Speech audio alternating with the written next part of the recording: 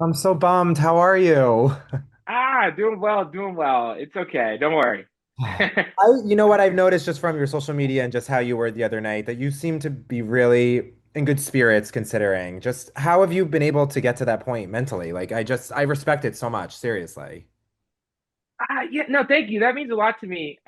It's funny, I won't go on this tangent, but when I got pulled from the game, I told Jeff, actually, I had some time with Jeff on the boat, which you never get. And before 48, I actually was reading like Fourth Wing and like all these like, fictional books because I was trying to broadcast to people that I wasn't like this like serious player. But before 50, I was reading like books on meditation and mindfulness and stuff like that.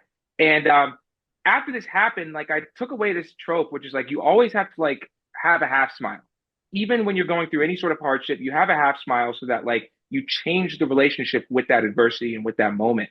And that's what I've sort of tried to do through this Achilles. Like, I just keep on having good things happening to me. Like, yes, this injury sucks, but I got a new job. I'm a music attorney now. My wife is pregnant. We're gonna have a girl in like 2.5 months. I'm stronger than ever right now, and I didn't even get a chance to spend my money yet when I was out there on 50 and I toured this thing. So I had so much to look forward to, and I have a lot to look forward to, and I think that like just focusing on the positive and not the negative has really kind of like changed my life in a lot of ways. Wow. Well, first off, congratulations on all these amazing things, especially your baby girl soon to come. That's amazing for you and your whole family. Can you just kind of detail what went down after camera stopped rolling and after you left the island in terms of surgery you had to undergo and how did all that go down? Yeah, so I flew back to. I only got one night of Ponderosa. I had to fly back to get home to New York as quickly as possible. So I actually had to have an escort because I couldn't walk. I got wheelchaired around everywhere. Couldn't really pick up anything. Um, Went to the doctor the morning that I got back to Brooklyn. I got back to Brooklyn like I think like 1, 2 in the morning. I had to wake up at 7, 8 to go to the doctor. They confirmed it was a full tear. I got surgery about 4 days later. From there, I mean, it's a very long, arduous process. It takes 8 to 12 months to recover. I'm about 8 months in. I'm running now, but I'm not quite to sprinting and jumping. Couldn't walk for 2 months. Then you're walking in a boot with crutches, and then like it takes some time to get into shoes. But step by step, and I'm kind of like getting close to that like finish line with recovery. What was your wife and just everyone's reaction when this went down and you came home? Yeah, when I left for 48, it was not that hard. We were super excited, and then coming back and knowing what it's like to be away and just being married, going away for 50 was really hard. It was really hard for not our relationship, but just like it just stuck to be away from her. And so it was terrible. My wife had to wait on me night and day when I got back with the Achilles. So I'm not undermining the injury, but I think like in a lot of ways, like I think we were grateful to just have that kind of time with one another back. I mean, obviously she would have loved for me to go far in the game and play, but like any time that we get together is great. So it was fine. It was fine. It seemed like you had so much fun being out there for the few days that you were. And you said that in your own words, right? Like when you were leaving, you were like, you didn't think you would love this and love the people you were with. What was it about this cast and this experience, and specifically that Pink tribe? Because by the way, that's like my favorite tribe. I feel like it's such a great mix of personalities. What was it about that group Yeah. that made you feel so joyous being with them? It's exactly what you said. Not only is it a mix of personalities, but I think probably across the spectrum, just like in terms of like where you played and like how you played with like the Colbys versus the me, the Rizzos versus like a Stephanie, like the dynamic between like Q and Aubrey, like it was just a very diverse tribe in all respects, and like that's what I like about Survivor, and I think like I'm built for that. Like I'm built to like be a bridge and mix with all different types of people because that's sort of how my life is played out. And so to experience that in real time and also like experience a little bit of success in the game at the same time was so much fun. I felt like I was like just authentically getting to be myself and being accepted for that. And like you don't get that in a lot of spaces all the time. You have to put on a mask in a lot of different areas, whether it's your job, work, Survivor. And I felt like I was getting to be myself, but also play Survivor at the same time, which was just incredible. Were the dynamics that we saw on the show accurate in terms of you, Genevieve, Steph, Colby, and then Q being the majority?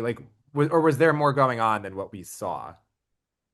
I would say it was accurate, but also there was more going on. So that five actually turned into a six, right? Because Rizzo slowly started to integrate. Colby liked them, Genevieve liked them, I liked them, everybody liked them. So we had sort of a six there. Mhm. Genevieve and I were always at the middle. We had a foursome with Stephanie and Colby, and then we also had a little bit of a foursome with Q and Rizzo as Hmm. well. So we kind of had this new era versus old era thing. And Genevieve and I eventually, I think, were trying to figure out which direction are we going to go in.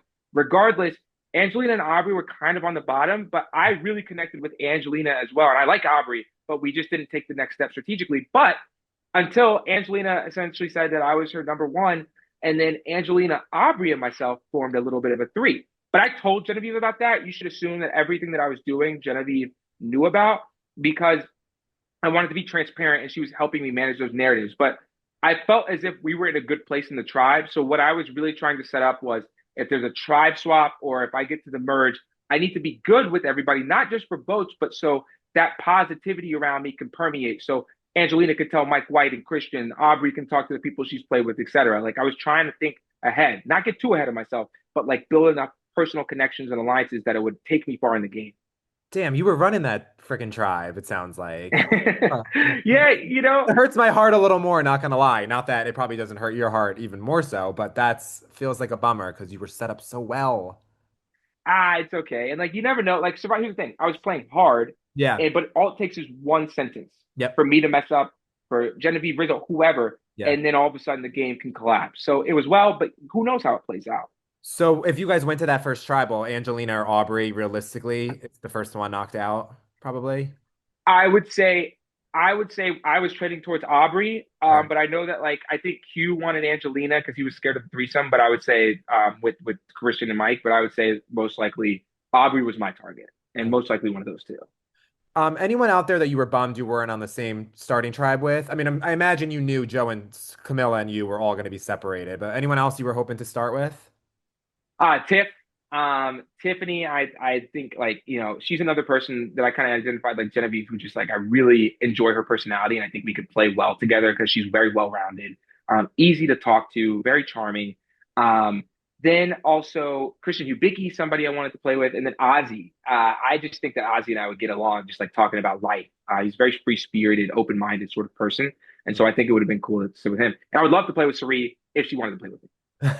Because she has a lot of options, that's for sure. Yeah. She would have liked to play with you. I feel like you would have been up, although I don't know how she feels about the winners. She might not have.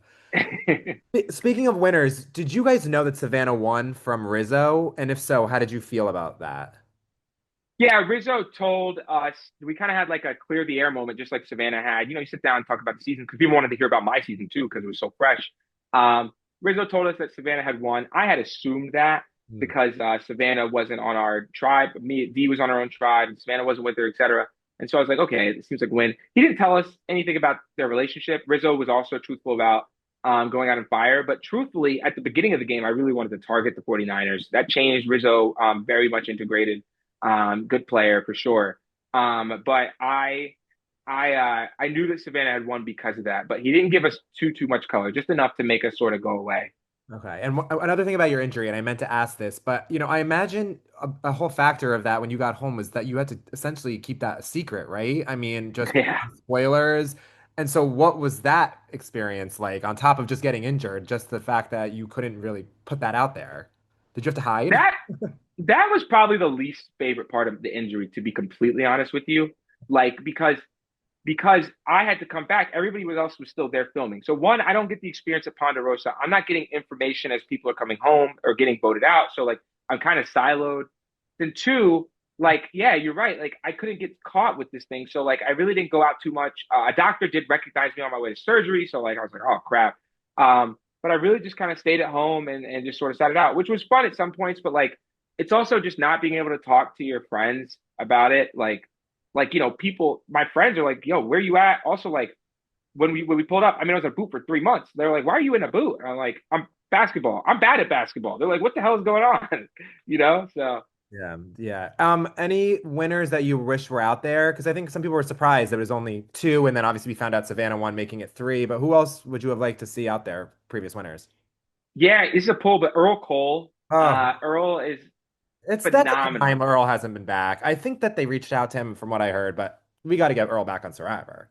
Yeah, we need Earl back. I just love like how Earl like carries himself and just like he's such a level-headed, like problem-solving kind of guy. Like that's who I like aspire to sort of be, like that cool, calm, and collected. Um, And even though she was on Winners at War, I would have loved to see like Kim play again. She's one of my favorite winners. I think she's the best all-time winner. like Great. winning season, Yeah. like you know. And so I would love to see her because she had such a target on her back on Winners at War. Yeah. And were you and Dee looking to link up out there? Oh, I would have played with D for sure. I love D. I bumped into D like once or twice in real life, like nothing like substantial. I bumped into her and I really love her personality. She's very charming, easy to talk to.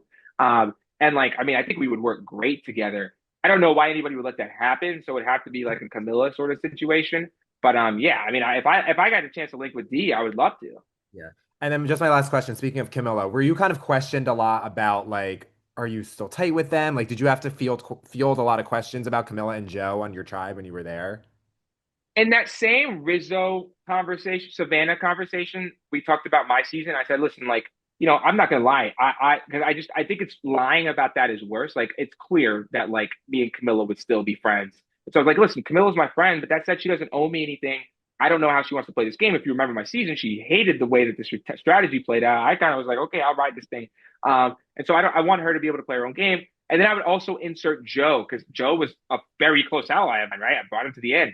And so I had to also be like, you know, but I don't know how Joe feels about me. And I thought maybe inserting Joe into the conversation could sometimes detract from the Camilla aspect of the conversation. But all in all, I mean, I don't know how it would have happened if we got to the merge together. I'm sure it would have been a problem for one of our games. I think I would have had to work with her to get far, but I don't know if she would have needed to work with me, to be honest with you. Yeah. All right. Well, Kyle, again, I'll reiterate to say I really respect just your attitude and appreciation for, your whole experience, regardless of how it ended. And we got to get Kyle 3.0 at some point. Maybe one day.